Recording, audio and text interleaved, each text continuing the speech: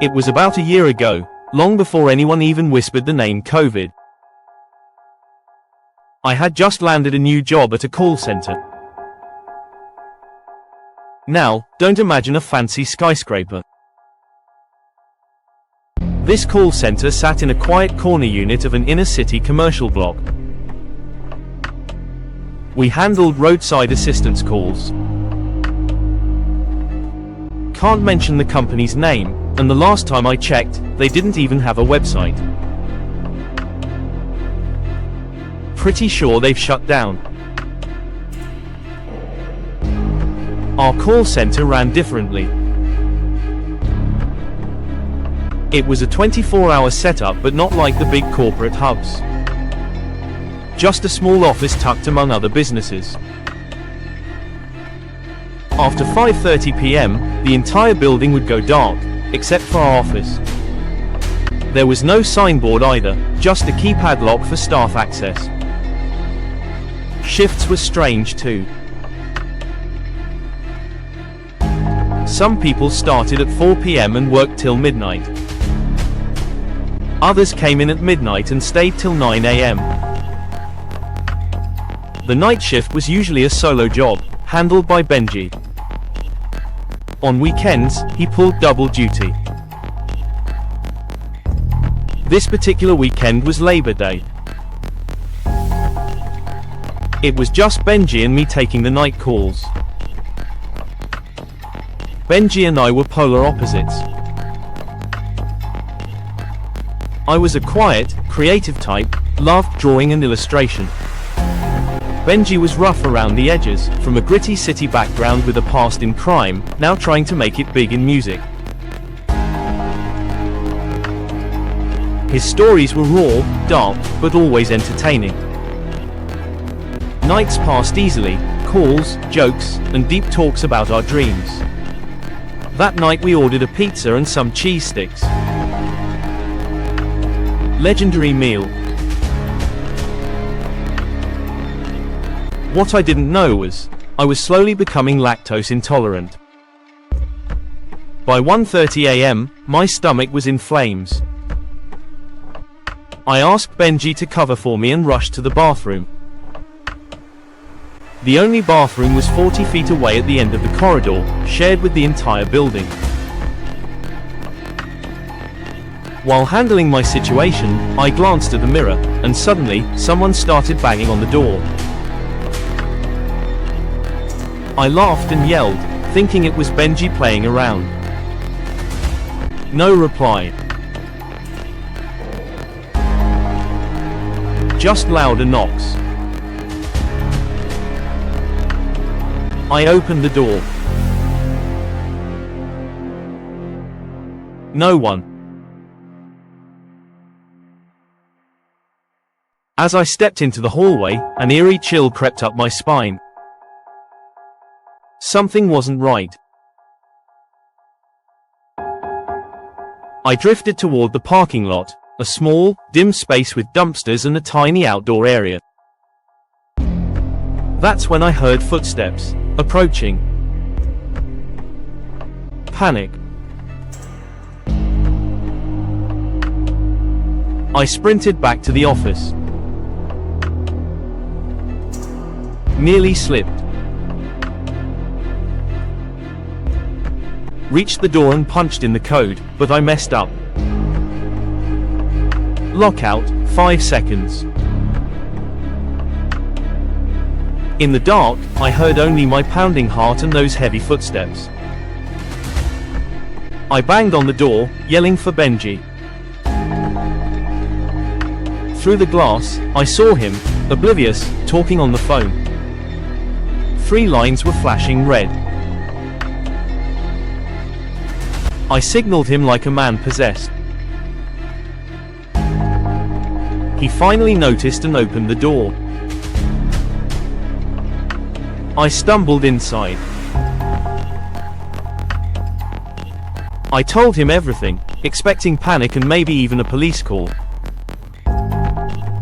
But Benji... Nah. He just rolled up his sleeves and walked outside.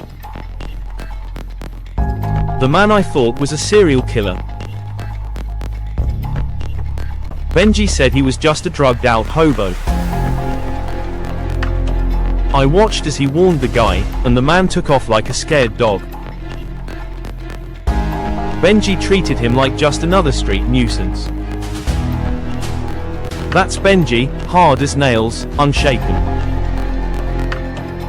Weird stuff always happened in that office. Robberies, accidents, even gunshots sometimes. We once helped a guy escape a cult compound. Never told these stories, until now. Want more? Just drop a comment. Cheers.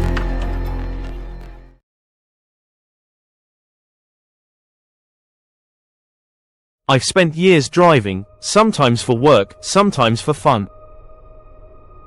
I'm 25 now. Weekends mean parties, which means long drives, often late into the night.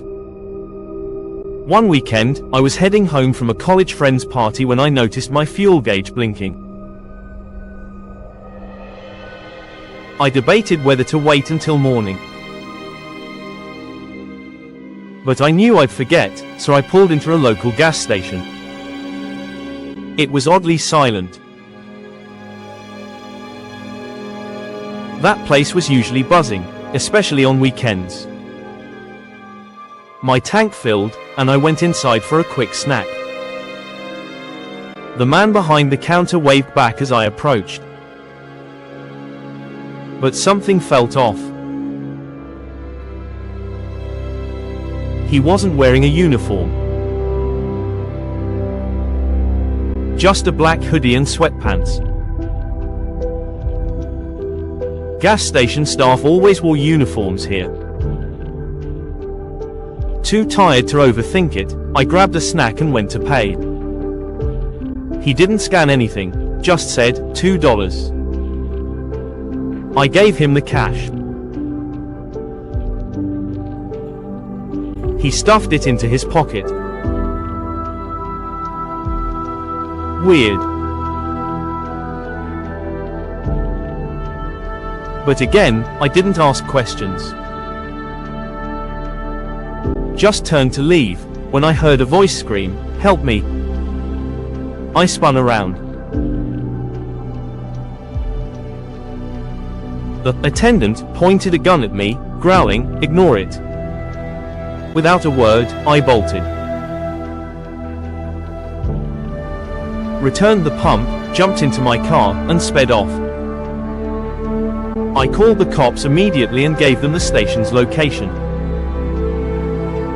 Turns out the real employee had been tied up behind the dumpsters. Shot in the leg and hit on the head. The guy the first saw had taken over the counter. He had a gun.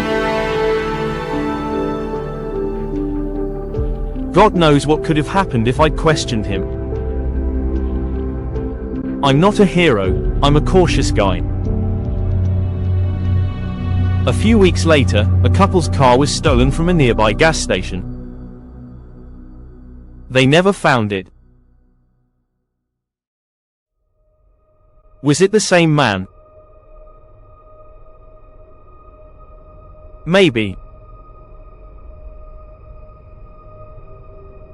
Our area has a high crime rate. That gas station shut down for a week before reopening. Months later, I still don't know if they ever caught him. He wore a hoodie and mask, so my description didn't help much. But I learned a valuable lesson. Nighttime turns even normal places into danger zones. Now, I carry a pocket knife. Just in case.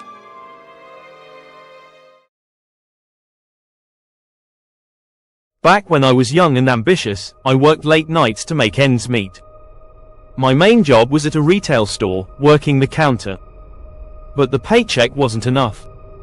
Like many, I needed a side hustle. That's when I turned to rideshare driving. This was nearly a decade ago when the platform had just launched and everyone thought they'd strike gold. I already had a nice car, sleek, smooth, and perfect for city rides.